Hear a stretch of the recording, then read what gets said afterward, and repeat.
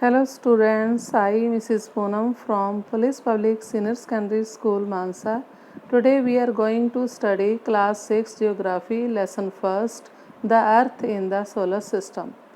Students, आज जैसा कि आप सभी जानते हैं कि सनसेट के बाद आपने जब स्काई की ओर देखते हैं तो आपको जो है सबसे पहले 1 या 2 डॉट्स जो है नज़र आते हैं। उसके बाद थोड़ी देर बाद जो है सारा ही स्काई जो है वो छोटे छोटे जो है शाइनिंग ऑब्जेक्ट्स के साथ भर जाता है। उसमें कुछ जो है ब्राइट होते हैं, कुछ डिम होते हैं। स्काई जो है ऐसा दिखाई देता है जैसे कि डायमंड्स के साथ जो है वो सजा दिया गया है। वो सारे जो है हमें ट्विंकल करते हुए, चमक झिलमिलाते हुए नज़र आते हैं। लेकिन अगर आप उनकी तरफ ध्यान से देखें तो आपको पता चलेगा कि कुछ ऐसे भी हैं वो जो नहीं चमकते, सिंपली जो है ग्लो करते हैं, जैसे कि मून जो है शाइन करता है रात के समय। तो इन ब्राइट ऑब्जेक्ट्स के साथ आपने जो है मून को भी अधिकतर दिनों में देखा होगा। ये जो है अलग अलग समय पर अलग अलग शेप्स में जो है अलग अलग पोजीशंस में जो है दिखाई देता है। आपने जैसे कि फुल मून देखते हैं, आपको सिर्फ एक मंथ में एक ही बार दिखाई देता है। और इस नाइट को, जिस दिन पूरा मून दिखाई देता है, उसे फुल मून नाइट या पूर्णिमा कहा जाता है। फिर उसके 15 दिन के बाद आप जो है इसे बिल्कुल भी नहीं देख सकते। उस नाइट को जो है न्यू मून नाइट और अमावस्या कहा जाता है। इस दिन आप जो है नाइट स्काई को बहुत अच्छे से देख सकते हैं अगर ये नाइट बिल्कुल ही क्लियर हो। तो आपको जो है हैरानी होती होगी ये सोच के कि मून और दूसरी जो ब्राइट टाइनी ऑब्जेक्ट्स हैं ये दिन के टाइम पर क्यों नहीं दिखाई देती। ऐसा इसलिए होता है स्टूडेंट्स क्योंकि जो सन की लाइट है वो बहुत ज़्यादा ब्राइट है और उसकी ब्राइटनेस इतनी ज़्यादा है कि ये चीज़ें जो है हमें दिन के समय जो है नज़र नहीं आती।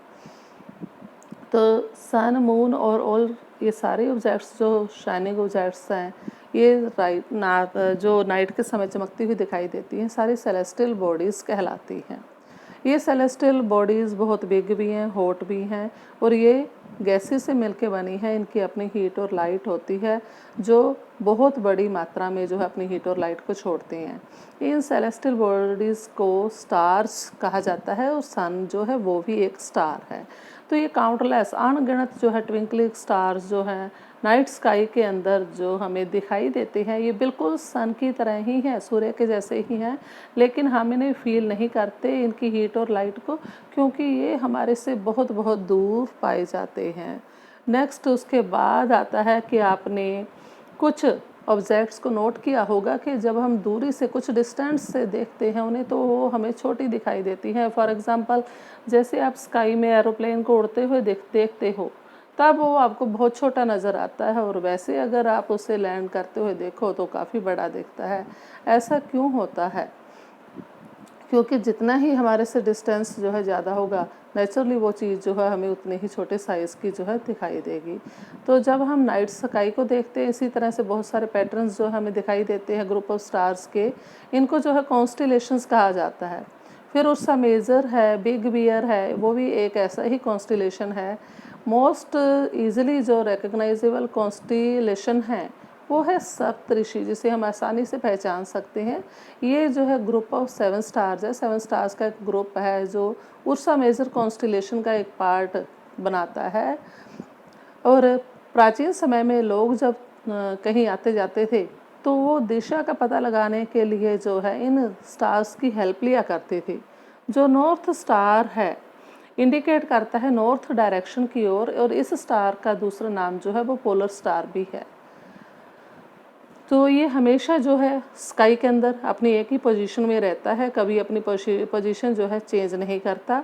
इस पोल स्टार को जो है हम सप्तऋषि की हेल्प से ढूंढ सकते हैं, जैसे कि 1.1 फिगर के अंदर दिखाया गया है। इस फिगर के अंदर आप नोटिस करोगे कि कोई भी इमेजिनरी लाइन जो है जो ड्रा की जाती है इन पॉइंट्स को ज्वाइन करते हुए, फिर उसे आगे और बढ़ाया जाए तो ये जो है पॉइंट करती है पोल स्टार की ओर। तो इससे हमें पता चल जाता है कि ये पोल स्टार है, और पोल स्टार जहाँ है वहाँ जो है नॉर्थ डायरेक्शन उस साइड है। लेकिन कुछ सेलेस्टियल बॉडीज़ की जो है अपनी खुद की हीट और लाइट नहीं होती, वो अपनी जो है स्टार्स की जो स्टार्स दूसरे हैं उनकी लाइट से जो है वो चमकते हैं। ऐसी जो बॉडीज़ होती हैं उन्हें प्लैनेट्स कहा जाता है। और वर्ड प्लैनेट जो है ये ग्रीक वर्ड जो है प्लैनेटे से लिया गया है, जिसका अर्थ है वॉन्डरर।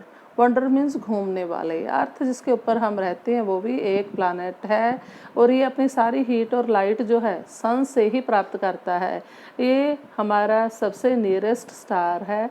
अगर हम अर्थ को डिस्टेंस से देखें तो वो भी हमें मून की तरह जो है शाइन करती हुई, चमकती हुई नज़र आती है। मून भी जिसे हम देखते हैं स्काई के अंदर, वो एक सैटेलाइट है और ये कंपेनियन है, हमारी अर्थ का एक साथी है, और इसके इर्द गिर्द जो है चक्कर काटता है। जैसे हमारी अर्थ है इसी तरह से 7 और प्लैनेट्स भी हैं जो अपनी हीट और लाइट सन से प्राप्त करते हैं। कुछ के अपने मून्स भी होते हैं इनमें। नेक्स्ट आ गया solar system. The sun, 8 planets, satellites and some other celestial bodies known as asteroids and meteoroids के नाम पर जिन्हें हम जानते हैं, फॉर्म द सोलर सिस्टम। ये सारे मिलके सोलर सिस्टम बनाते हैं। अक्सर जो है हम इसे सोलर फैमिली कहते हैं, और सन जो है सोलर फैमिली का हेड होता है। नेक्स्ट कम्स द सन। सन जो है सोलर सिस्टम के सेंटर में होता है। ये ह्यूज है और बहुत एक्सट्रीमली, बहुत ज़्यादा गर्म गैसों से मिलके बनता है। ये जो है हमें पुलिंग फोर्स देता है, खींचने की शक्ति देता है, जो सारे सिस्टम को, सोलर सिस्टम को जो है बांध के रखती है, वो प्रोवाइड करता है ये। सन जो है अल्टीमेट सोर्स है हीट और लाइट का, इससे गर्मी भी मिलती है, रोशनी भी मिलती है सोलर सिस्टम को। और जो ट्रेमेंडस हीट है वो हम फील नहीं करते। क्यों? क्योंकि हमारे से, चाहे ये हमारे नज़दीक है फिर भी काफ़ी दूर है हमारे से। इसकी जो दूरी है हमारे से 150 मिलियन किलोमीटर है अर्थ से। नेक्स्ट आगे प्लैनेट्स। जो प्लैनेट्स हैं वो सोलर सिस्टम के अंदर जो पाए जाते हैं 8 प्लैनेट्स हैं। इनके डिस्टेंस के अकॉर्डिंग जो है ये है mercury, Venus, earth, Mars, Jupiter, Saturn, Uranus and Neptune. इनको अगर हमने इनके नेम्स याद रखना है तो इजी वे है इनको याद रखने का। इन प्लैनेट्स को एक सेंटेंस है, उस सेंटेंस को याद कर लें तो इनके नेम्स जो है आसानी से याद कर सकते हैं। My very efficient mother just served us nuts. तो इस प्रकार जो फर्स्ट लेटर है इनका, माई का एम, वेरी का वी, इससे जो है जैसे मरकरी, वीनस, ई से अर्थ, तो इस प्रकार जो है हम इनके नेम्स जो है याद कर सकते हैं। नेक्स्ट, ऑल द 8 प्लैनेट्स जो है of the solar system move around the sun in a fixed path. ये अपने अपने निश्चित स्थान पर ही जो है घूमते हैं। ये सारे जो निश्चित पाथ हैं इनको ऑर्बिट्स कहा जाता है। और मरकरी जो है वो सन के सबसे नियरेस्ट है, और इसको जो है 88 डेज ही लगते हैं अपना सर्कल कंप्लीट करने में। नेक्स्ट आ जाता है हमारे पास अर्थ। अर्थ जो है वो थर्ड नियरेस्ट प्लैनेट है सन के। सन के नज़दीक जो प्लैनेट है वो तीसरे नंबर पर जो है अर्थ आता है। लेकिन अगर इसका साइज़ देखा जाए तो साइज़ के हिसाब से 5th लार्जेस्ट प्लैनेट है। तो ये स्लाइटली जो है थोड़ा सा जो फ्लैट है पोल्स के ऊपर, इसी कारण जो है इसको जो है जियोइड भी कहा जाता है। नेक्स्ट उसके बाद हमारे पास आ जाता है मून। मून जो है और अर्थ के जो है एक ही सैटेलाइट है जो मून है। डायमीटर इसका जो है अर्थ का 1/4 है, मीन्स 1/4 ही है। और ये बड़ा हमें इसलिए दिखाई देता है क्योंकि हमारी अर्थ के काफ़ी नज़दीक है, और ये हमारी अर्थ से जो है करीब 3,84,400 किलोमीटर ही जो है दूरी पर है, और इसी कारण जो है ये हमें काफ़ी बड़ा दिखाई देता है। Next comes asteroids. एस्ट्रॉयड्स आ जाते हैं उसके बाद। इन स्टार्स के अलावा जो है प्लैनेट्स और सैटेलाइट्स के साथ साथ जो है न्यूमरस अदर टाइनी बॉडीज़ हैं, छोटी छोटी बॉडीज़ और भी हैं जो हमारे सन के इर्द गिर्द मूव करती रहती हैं। इन बॉडीज़ को एस्ट्रॉयड्स कहा जाता है। और ये जो है ऑर्बिट, मार्स और जुपिटर का जो ऑर्बिट जो एरिया है घूमने का, उसके बीच में ये पाई जाती हैं। और नेक्स्ट आ जाता है फिर मेट्रॉइड्स। मेट्रॉइड्स जो हैं वो स्मॉल पीसीज हैं रॉक्स के जो मूव करते हैं सन के इर्द गिर्द, इन्हें मेट्रॉइड्स कहा जाता है। कभी कभी मेट्रॉइड्स जो है अर्थ के नज़दीक आ जाते हैं और गिर भी जाते हैं, और इस प्रोसेस के दौरान जब फ्रिक्शन, इनको एयर की फ्रिक्शन लगती है, रगड़ लगती है, उस कारण ये गर्म हो जाती है और जल भी जाते हैं। इसके कारण जो है लाइट पैदा होती है इनमें। समटाइम्स कभी कभी क्या होता है, मेटेवर जो है पूरा जले बिना गिर जाता है, तो इस कारण जो उस धरती के अंदर जो है खोल बन जाता है।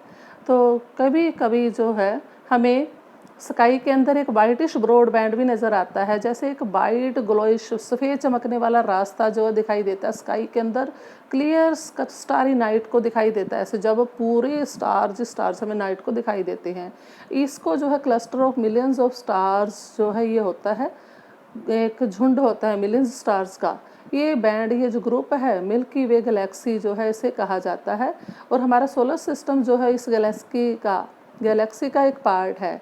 प्राचीन समय के अंदर जो है ऐसा इमेजिन किया जाता था कि ये रोशनी का एक रिवर है फ्लोइंग इन द स्काई, जो आकाश के अंदर बह रहा है।